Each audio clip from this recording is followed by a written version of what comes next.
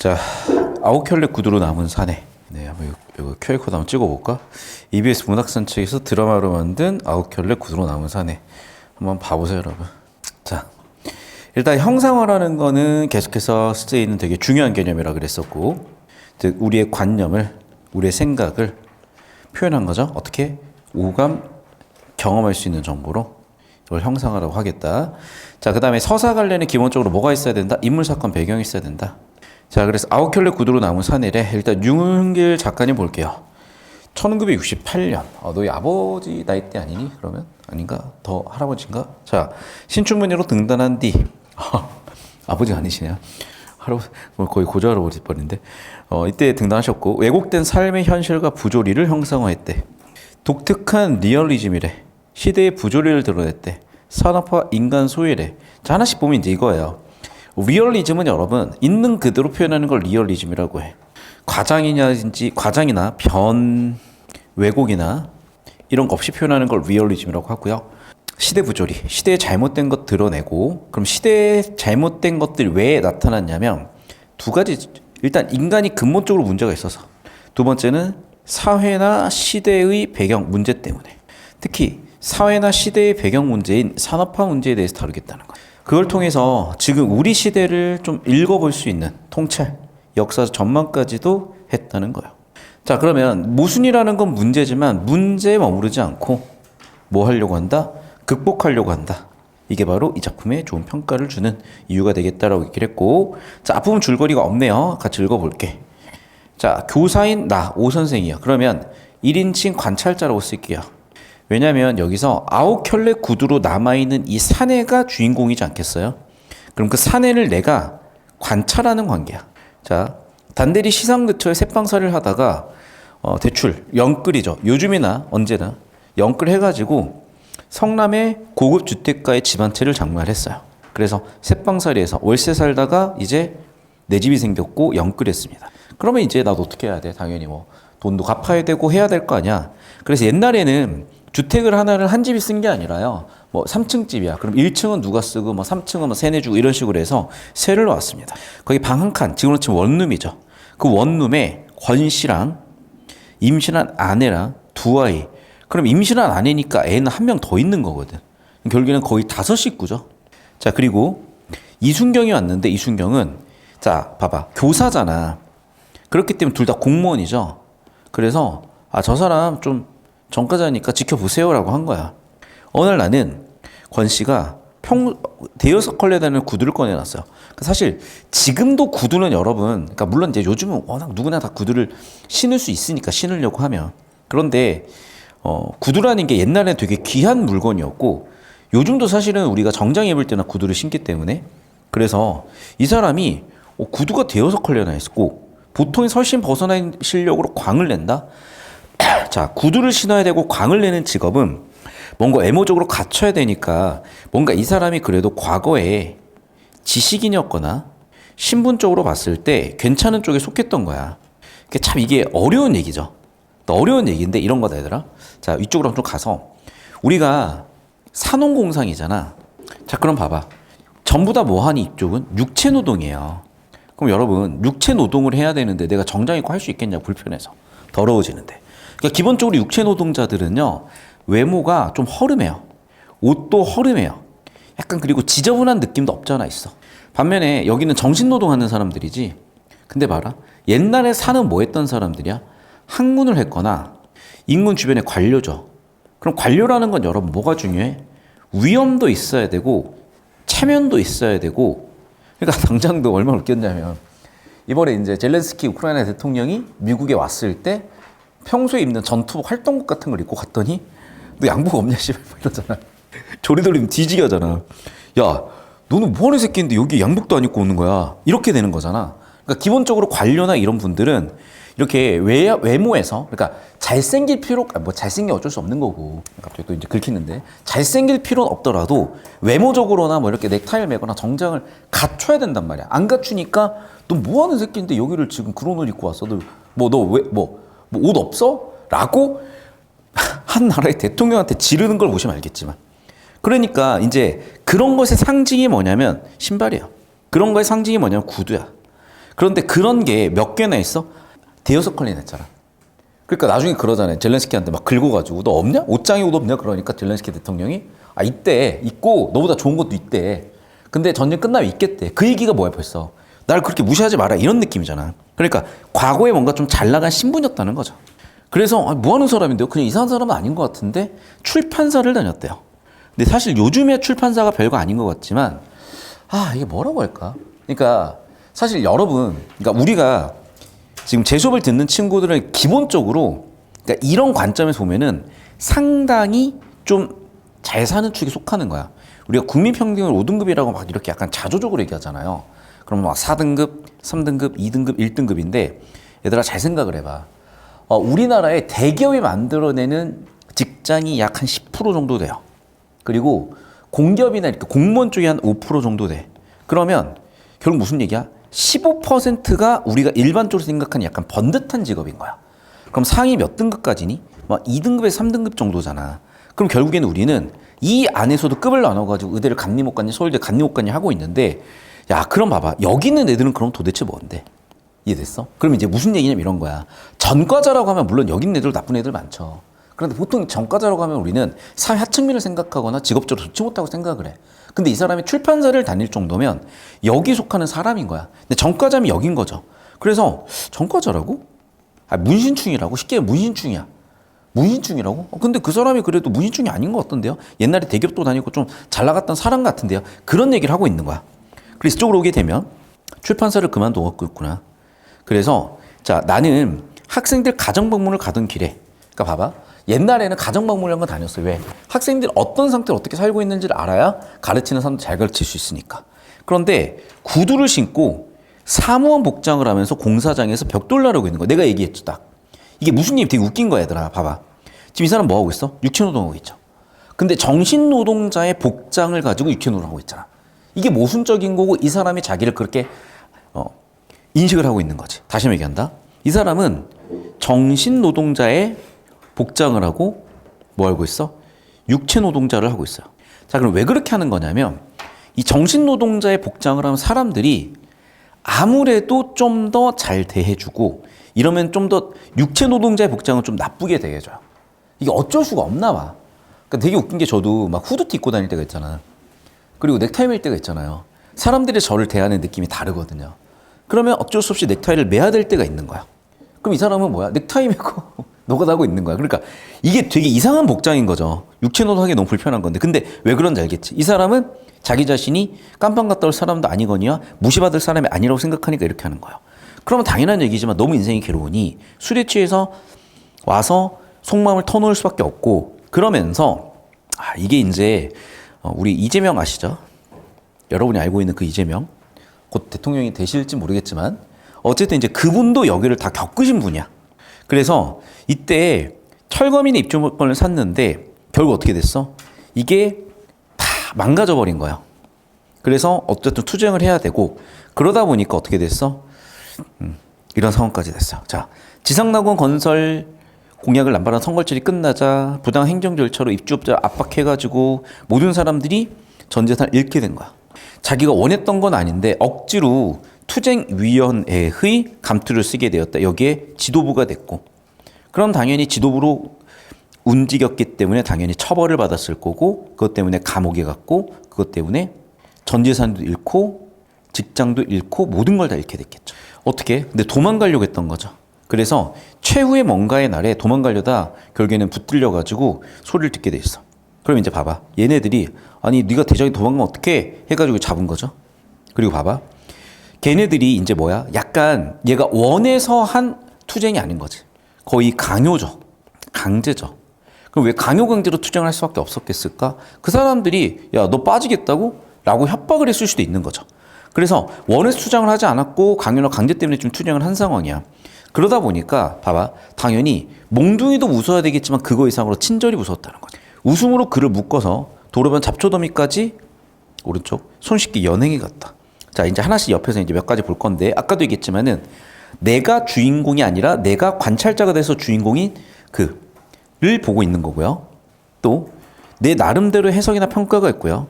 권씨 내면은 알 수가 없으니까 우리 독자들한테 추측하게 만들었고 여기 있는 시공간적 배경을 잘 봐주시고, 나는 그래도 초등학교 교사면 예전에 초등학교 교사는 지금보다 훨씬 더 좀 괜찮은 직업이었다고 생각하시면 될 것 같다. 뭐 요즘도 괜찮은 직업인데 옛날에 훨씬 더 직장들이 많이 없었기 때문에 훨씬 안정감 있는 그런 직장이었고, 자, 요즘 출판사는 힘들다고 하지만 옛날 출판사는 요즘으로 치면요, 방송국 정도에까지는 못 가더라도 거의 준하는 수준으로 나쁘지 않은 역시 괜찮은 직장이었는데 지금은 전과자가 됐고 일용직 노동자가 됐던 거죠.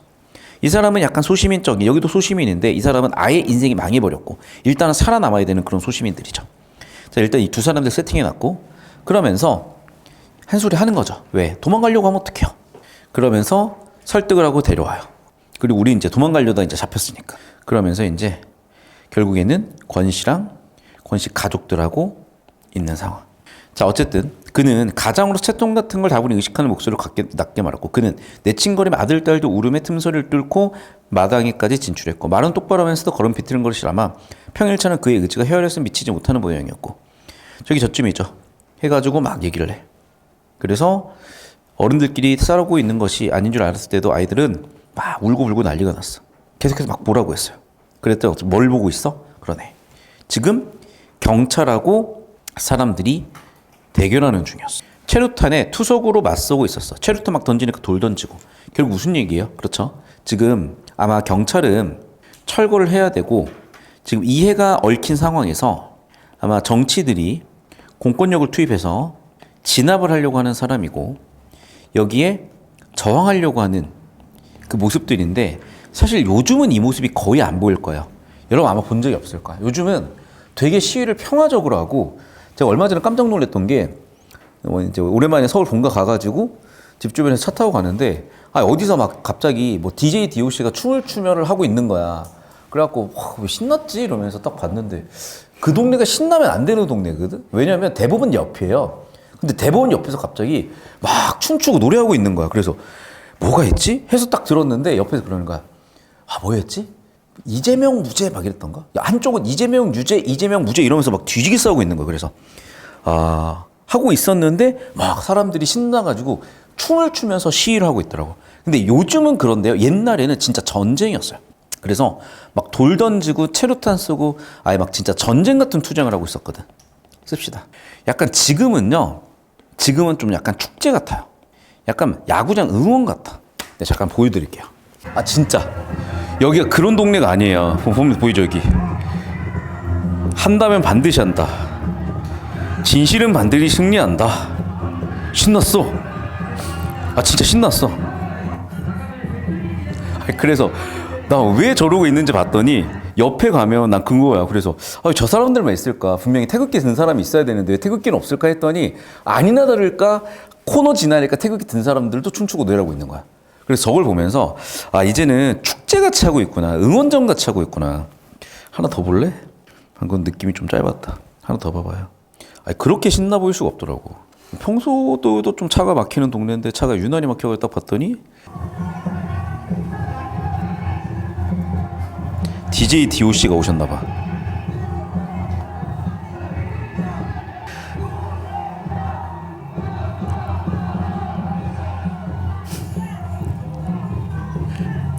그리고 이 주변에 아마 대통령 사시는 곳이 있을 거야. 아마 서초 아크로비스탄가 덫에 사시잖아.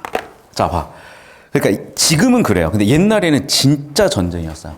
그래서 아마 여러분이 영화 같은 거 보면은 옛날에 그런 시위 같은 걸 담은 영화 같은 게 아마 있을 거니까. 자, 그렇게 해서 이제 저런 장면을 얘기를 하는 거죠. 그런데 이 청년이요, 그게 마치 자기가 의도한 것처럼 되게 기고만장하게 이해하고 있다는 거죠. 그러니까 저기서 저렇게 하는 사람들의 심리 여러 가지일 거야. 진짜 순수하게 내가 지지한 것 때문에 또는 정치적 목적이 있어서. 근데 어떤 사람들은 내가 사람들이 리더가 되고 내가 사람들을 이렇게 좌지우지할 수 있다는 것 때문에 그런 권력맛 때문에 하는 사람도 있을 거거든. 그래서 나는 솔직히 얘기해서 난 비에 젖은 사람들이 똑같이 비에 젖은 사람들을 상대로 싸우는 장면에 감동하지 않았어요. 걱정이 앞섰대. 도대체 얘가 나를 끌고 와서 뭘 어떻게 하려고 하는지.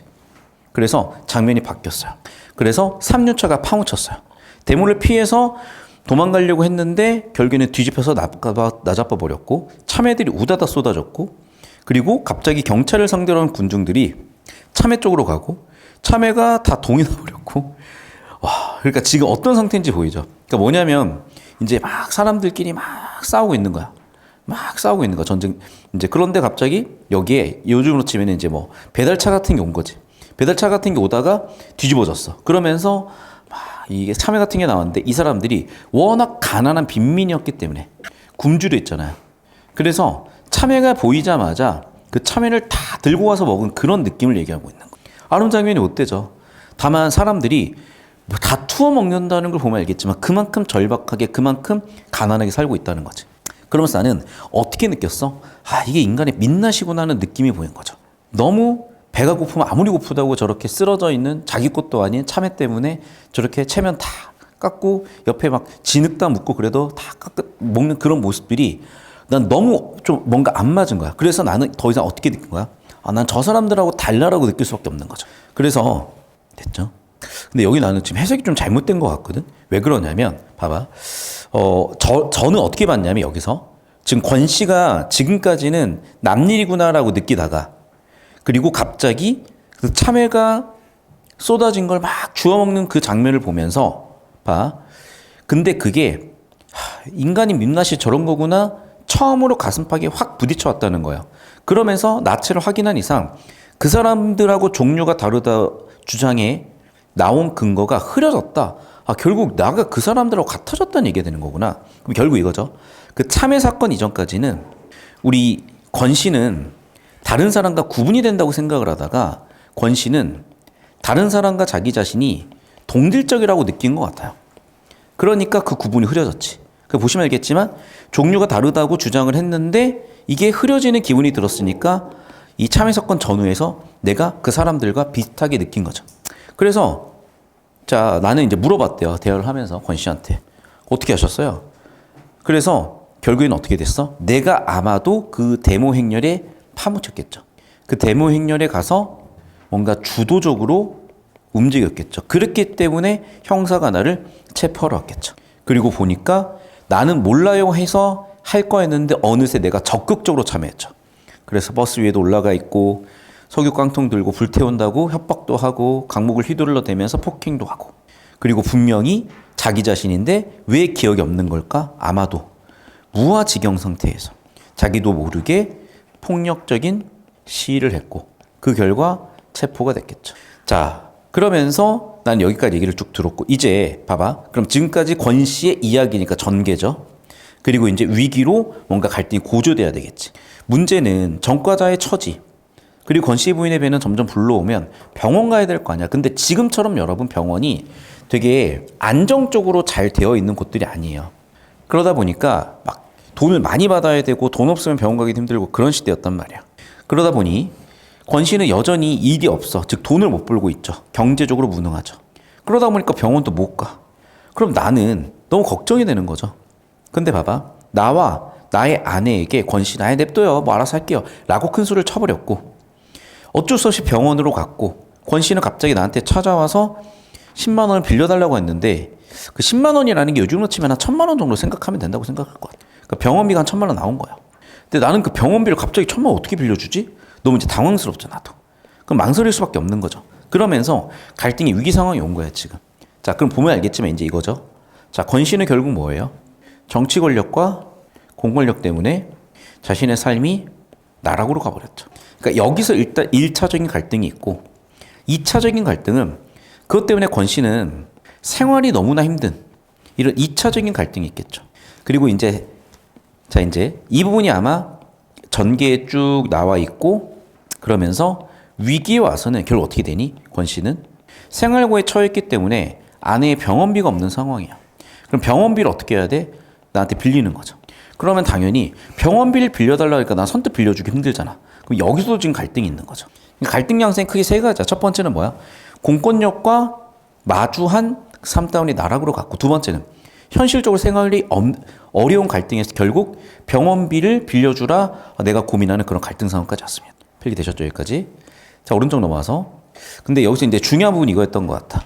다시 한번 얘기하지만 도망가려고 하다가 나는 달라라고 했는데 결국 참여주원 목습에 동질감을 느끼고 참여하고 결과적으로 감옥까지 가더라. 자, 이렇게 얘기를 했는데 빌려줄까라고 했는데 잠깐만. 얘가 왜 이렇게까지 얘기했지? 아, 못 받을 수도 있겠다라는 걱정을 하기 시작을 하죠. 맞네. 얘는 지금 밥도 벌어먹기 힘든 애가 돈을 어떻게 빌려서 어떻게 갚겠다는 거지?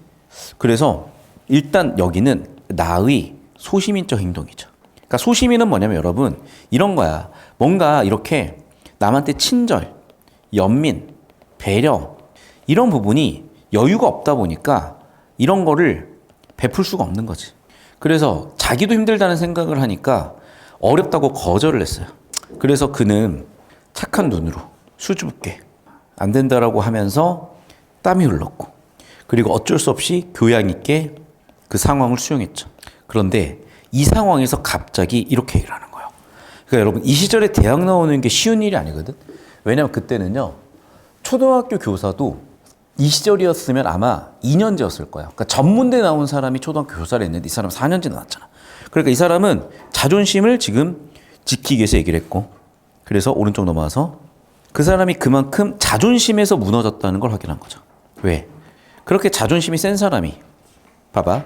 대학 나와서 출판사 일을 했던 사람이야. 근데 그 사람이 인생이 다 망가져서 일용직을 해야 돼. 돈이 없어서 아내의 병원비를 지금 빌려야 돼. 근데 거절당했어. 그러면 자존심이 다 무너지거든. 그럼 그 상황에 이 사람이 처했구나라는 걸 내가 느꼈기 때문에 내가 그가 느낀 것처럼 나도 느낀 거죠. 그러니까 권 씨가 바뀌었던 것처럼 나도 그의 모습에 바뀌게 된 거죠. 그럼 여기는 어떻게 출제가 될 수가 있니? 이렇게 출제가 될 수가 있겠지. 즉, 권 씨는 참회 때문에 갑자기 참여적으로 바뀐 거죠. 나는 권 씨의 자존심이 뭉개진 그 모습에서 권 씨의 입장을 이해하고 도와주려고 하게 된 거, 바뀐 거죠. 그러면서 난 드디어 깨달았어요. 맞네. 내가 그한테 반대로 빚을 져 있다고 생각을 하는 거죠. 왜? 실제로 여러분, 보증금은요, 빚이에요. 집 주인이 집을 빌려준 대가로 보증금을 받았다라고 생각할 수도 있는데 실제로 여러분 법적으로 그 보증금은 집주인이 갚아야 되는 빚이에요. 그래서 여러분 사실은 빚이에요. 그러니까 내가 오히려 그한테 10만 원의 빚을 지고 있는 거지. 아니, 그러면 그거 그냥 돌려주면 그만인데 나는 왜 이렇게 했을까라고 깨달은 거지. 결국에는 산부인과 기다리고 있죠. 그래서 나는 어떻게 했어? 일단 봐봐. 그한테 받은 내 보증금 10만 원은 보통 전세금을 그대로 갖고 있지는 않아요. 근데 어쨌든 그한테 10만 원 받았잖아. 그가 나갈 때가 되면 10만 원 돌려줘야 되는 돈인데 나는 10만 원 어떻게든 마련해는 거야. 그래서 학교에다 얘기를 해. 야, 빨리 돈 줘. 갑을 해줘. 그러니까 뭐야? 봉급날 전에 봉급을 빨리 달라고. 왜냐하면 보통 우리가 뭐 1일부터 말일까지 일한 게 다음 달 10일 날 들어가는 회사도 있고 15일 날, 20일 날, 25일 날 이렇게 들어가는 회사가 있거든. 보통 이렇게 넷 중에 하나인데 사실은 이거야. 내가 이렇게 일한 거 늦게 주는 거잖아요. 그러면 내가 5일 날 줘. 우리 회사 20일 날 받는 거지만 15일 날 줘. 이렇게 할 수 있잖아. 이런 걸 가불이라고요. 그리고 친구들한테 야 빨리 돈 꿔줘봐. 근데 동료들도 어쨌든 얘가 성실하게 일했고 신뢰도 있으니까 빌려줬겠죠. 그래서 10만 원을 막 해가지고 이제 드디어 병원 원장한테 갔는데 병원 원장은 뭐를 끼고 있어? 금태 끼고 있죠. 맙비치 안경이라는데 요즘은 지금 명품인 것 같아. 그래서 돈 받았으니까 이제 수술 시작하는 거죠. 그러면서 원장은 이거 뭐하러 도와주세요? 막 이러면서. 그러면서 야 아버지가 되는 것도 여러 가지인데 능력도 없고 책임도 없는 인간이 무슨 아버지라고 하면서 비꼬는 거죠. 그러면서 그의 비아냥에 나도 비아냥으로 맞섰고 그러면서 병원장은 그냥 뭐 그러든 자고 무시해버린 거야. 긁히질 않을 거죠. 그러니까 나는 비아냥으로 상대방을 긁히려고 했거든. 그러니까 사실 병원장은 의도하지 않게 긁었어 나를. 근데 나도 그렇게 긁으려고 했는데 무시해버리니까 나만 긁혔죠. 기분 나쁘죠. 그러면서 권씨분 어떡하지? 거의 죽어가는 것 같아. 어쨌든 이렇게 쉽게 끝날 수술을 이렇게까지 해야 된다고 막 걱정도 했고 이제 아이가 나왔고 원장 부인은 내게 축하를 해줬고 고생하셨어요라고 하면서 보호자 입장에서 얘기할 수밖에 없겠고 그래서 권기영 씨 이제 아이가 셋인데 이제 셋이 됐죠. 그러니까 딸 하나 아들 하나 이제 아들 둘 됐던 거죠. 아이고 뭐 하면서 이제 걱정됐죠. 이제 그러면서 아이가 탄생한 그 순간을 얘기하고 있습니다. 그러면서 나는 또 이제 내 아이를 낳았을 때의 경험 그때가 떠올랐고 그래 그래도 애가 나왔으면 하겠지 라고 하면서 이제 여기가 위기고 이제 아직도 갈등이 안 끝나서 절정으로 올라갑니다. 절정으로 올라가면 어떻게 되는 거냐. 갑자기 우리 집에 강도가 들었어요. 그럼 이 강도는 누구였어? 권 씨였던 거죠. 그럼 권 씨는 뭐야? 이 문제를 해결할 수가 없으니까 홧김에 강도 짓을 하는 거야. 그런데 이 강도가 너무 사람이 강도 같지 않으니까 내가 그를 배려해줬고 그걸 알고 있는 권 씨가 창피해서 나가버리는 그런 사건으로 이어지는 거거든요. 그러니까 좀 안타깝죠. 왜냐하면 권 씨 이 사람이 좀 더 성격이 원만했거나 판단력이 좋았거나. 그러니까 물론 이 작품을 이렇게 읽는 거는 좀 부적절할 수도 있는데 사실 봐봐. 니네가 권씨처럼 살면 얼마나 인생이 고달프겠어요. 성격이 원만하거나 판단력이 좋았거나 사회성이 좀 더 있었으면 뭐 거기에 가서 폭력시 막 가담해가지고 감옥에 가지도 않았을 거고 이렇게까지 비참한 애는 또 없잖아. 또 한편으로 내가 이렇게 강도짓을 하는 것, 강도처럼 되는 것도 사실 그러면 안 되잖아요. 그러니까 나는 그래서 권씨를 좋게만은 안 보는데 아무래도 이 시대적 환경이 너무나 비인간적이어서 그의 비인간성에 비하면 그의 좀 잘못에 비하면 사회가 가지고 있는 비인간성이 100.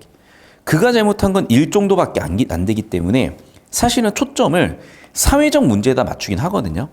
그러니까 주제는 사실 이게 맞아. 왜냐하면 이 상황의 100은 사회 잘못이야. 그의 잘못은 1밖에 안 되지만. 근데 그렇다 하더라도 여러분 우리가 감옥까지 가면서 살 이유는 없잖아. 어쨌든 그러면서 강도가 들었죠. 난생 처음 들었죠. 나도 거진데 누가 내 어깨를 자꾸 흔들어. 뭐야 씨발 귀찮아 이러면서 있었어요. 그랬더니 내 식구가 아닌데 뭐야 라고 눈이 확 깼을 때 복면의 사내를 받고 식칼 들고 내 목에 이렇게 딱 대면서 술래가 확 풍겼고. 그럼 봐봐. 강도면 그냥 돈을 들고 가면 되는데 나를 깨우고 뭔가 하는 이런 모습들이 첫 번째 좀 어설프고, 두 번째는 술래도 났고. 왜? 자기가 맨정신에 강도지 못할 거냐 술 먹고 하는 거야 지금. 그러면서 걔는 좀 조심스럽게 막 위압감 있게 한 게 아니라, 그러면서 또 네 번째는 칼을 들고 있는데 막 덜덜덜 하면서 내 목에 이렇게 칼 대고 덜덜덜 빨리 일어나 이러는 거야. 막 칼 대고. 씨발 이거 내가 잘못 일어나면 내 목을 내가 쑤시게 생겼어. 그래서 잠깐만 이거 나 이러다 뒤지게 생겼는데 어떡하지 이러면서 이제 알았어 하니까 잠깐만요 이러면서 이제 그러면서 그 모습을 딱 보니까 권씨라는 게 딱 생각이 났고, 그래서 나는 이제 배려를 하는 거죠. 그래서 뭐야 일어나야 되니까 잠깐만 절로 가보실래요? 라고 한 거고, 강도는 되게 그렇다고 이제 뒤로 가는 것도 되게 이제 어설픈 강도인 거죠. 빨리 내놔 이러면서 알았어요. 알았으니까 잠깐 기다려보세요. 이러면서. 그러면서 돈을 쉽게 훔칠 수 있게 좀 알려는 줬어요. 근데 돈을 쉽게 주니까 의심을 할 수밖에 없지. 그러면서 약간의 협박이 있는 거죠. 아니, 우리 집 사람들 다 깨가지고 소리 지르고 난리 쳐야 그때 하시겠어요? 막 이렇게 이제 한 거고. 그러면서 이제 돈을 막 챙기고 있어요. 웃긴 게 봐봐. 강도인데 어떻게? 구두까지 벗고 왔어요. 어설픈 6번째 장면. 그러면서 부들부들 떨고 있어요. 그러다가 심지어 아들의 발을 밟았고, 아들이 막 갑자기 낑낑대니까 아이고 이거 하면서 강도가 애를 챙기고 있고, 애가 이제 잠에 들고 나니까 그제서야 다시 돈 가지려고 하고 있고. 나는 애가 너무 어설프니까 웃긴 거죠. 그러다가 얘가 심지어 칼도 놓고 있는 거야. 그래서 내가 칼을 들어버렸죠. 에이구 아저씨, 강도가 칼도 놓고 다녀요? 라고 해버리니까 그 사람은 깜짝 놀랐고, 어쩌겠어요 하고 내가 이제 다 이해를 했다고 하면서 칼을 이제 가져가라고 하니까 당연히 얘는 자존심이 상할 수밖에 없죠. 그러면서 이제 그가 나한테 다시 긁으려고 하는 거야. 야, 돈도 없는 새끼가 날 이렇게 긁어라고 하면 서로서로 긁고 있는 거지. 그러면서 야, 나도 어쩔 수 없어라고 쭉 얘기했고, 그러고 쭉쭉쭉 얘기를 하다가 보면 알겠지만 이제 서로가 서로의 알아차렸다 이런 느낌들도 알게 된 거잖아. 그러다가 그 순간 강도의 눈이 의심의 빛으로 가득 찼고 분개한 나무 네가 딱딱 마주칠 정도로 떨면서 대청마루를 향해 갔다. 이게 무슨 얘기냐? 이 얘기야. 식구 중에 누가 몹시 아파서 빚에 몰려서 강도짓을 할 수 있다고 나도 알겠어라고 해버리니까 그는 지금 봐요. 영문을 모르지. 왜? 지금 봐봐. 그가 강도로 돌변한 이유는요. 뭐 때문이야? 빚을 못 낸 거야. 그럼 아내는 죽어버리죠. 그러니까 이 아내 죽음을 막기 위해서 강도짓이라도 해야 되는 그 절박한 상황인 거야. 근데 나는 여유가 있지. 왜? 이미 아내는 병원에서 모든 걸 해결했으니까. 근데 그걸 모르는 그 사내 입장에서는 강도라는 쉽지 않은 선택을 했고 너무나 괴롭고 너무나 화가 나는 일이 강도라는 행동을 하게 된 건데, 이런 상황까지 가니까 약간 당황스럽게 됐을 거고 화가 나게 됐을 거야. 결국엔 어떻게 됐어? 그는 완전히 자존심이 다 망가진 거죠. 그러니까 봐봐. 그가 자존심이 망가지는 과정을 첫 번째 보잖아요. 이거다. 첫 번째는 대학 나왔죠. 나는 괜찮은 직장에서 일했죠. 그리고 지식인이죠. 그러면 말 못할 자존감이 있단 말이야. 그런데 이 자존감이 첫 번째, 시위할 때 내가 주동자가 돼버렸어요. 그러면서 감옥을 갔어. 그리고 나는 어떻게? 정장 차림으로 육체 노동을 해야 돼. 그리고 어떻게? 돈이 없으니까 아내의 병원비를 대출받고 다녀야 돼. 그럼 이런 상황에서 이 사람은 자신의 자존감이 거덜나는 거예요. 계속 자존감은 박살날 수밖에 없는 상황이야. 자, 그리고 마지막 강도로서까지 왔는데 되게 강도로서 행동이 어설프다고 얘기를 들으니 더 기분이 나빠질 수밖에 없겠죠.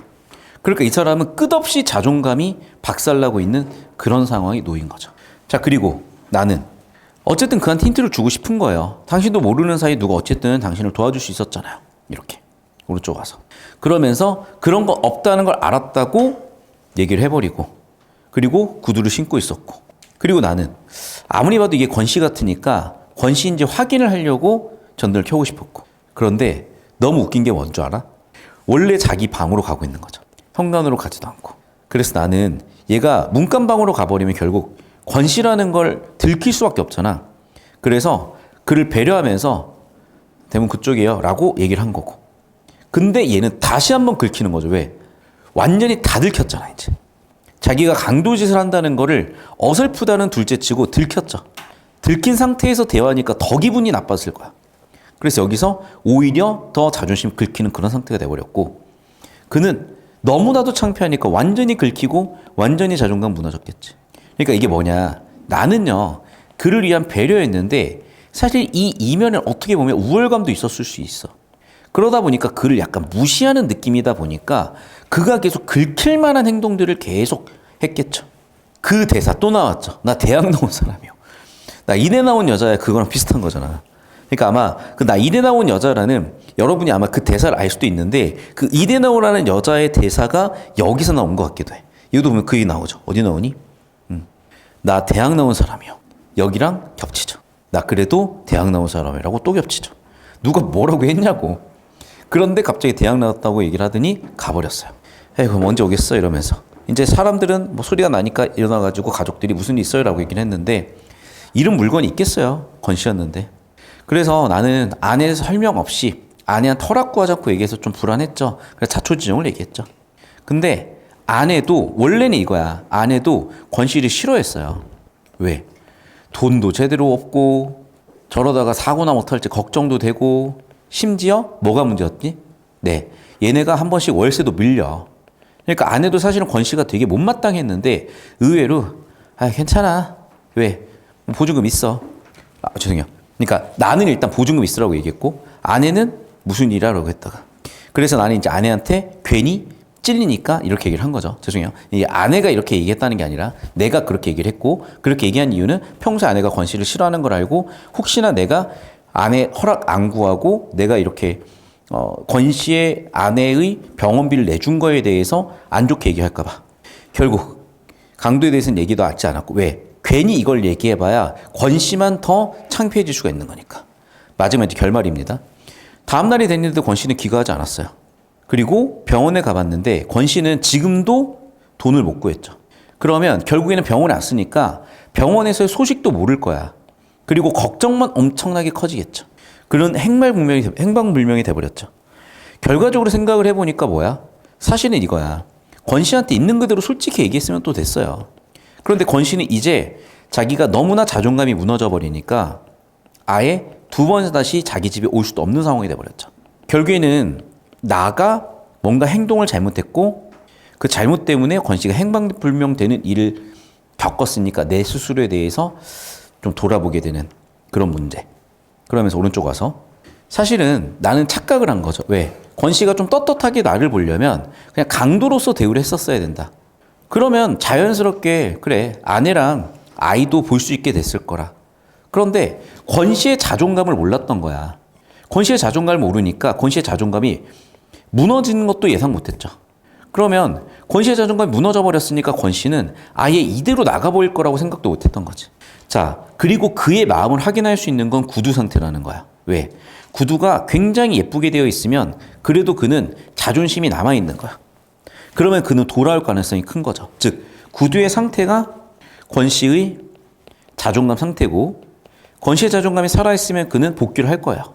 그래서 구두 상태를 보고 싶었던 거예요. 그래서 나는 그 권씨네 방을 뒤졌어요. 처음으로 왔어요. 그러면서 그 방을 처음으로 보니까 이제 남이 살던 다른 식구 사는 집이니까 내가 세를 내줬고 내가 주인이라 할지라도 쭉 봤는데 별로 그렇게 대단한 건 없어요.